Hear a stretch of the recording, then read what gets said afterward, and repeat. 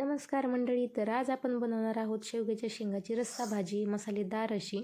तर मी ते साधारणतः 3 शेंगा घेतलेल्या आहेत, पाव किलो, आणि त्या मी कट करून स्वच्छ धुवून अशा घेतलेल्या आहेत. नंतर गॅसवरती कढई ठेवली, कढई छान गरम होऊ दिली, त्याच्यामध्ये तेल घातलं.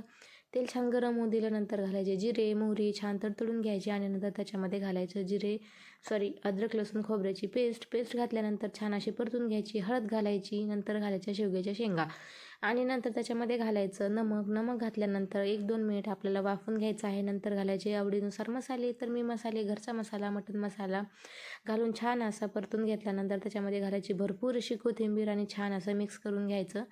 हवं तेवढं पाणी घालायचं. मी इथे 2 ग्लास पाणी घातलेलं आहे आणि उकळी आल्यानंतर घालायचं आहे आपल्या शेंगदाण्याचं कूट, चवीनुसार नमक, आणि उकळी आल्यानंतर शेंगदाण्याचं कूट घातलेलं आहे आणि छान असं मिक्स करून घ्यायचं. लो टू मिडियम फ्लेमवर आपल्याला ही भाजी शिजवून घ्यायची आहे. तर तयार झालेली आहे आपली शेवग्याच्या शेंगाची भाजी. रेसिपी आवडली असेल तर नक्कीच लाईक, शेअर आणि सबस्क्राईब करा.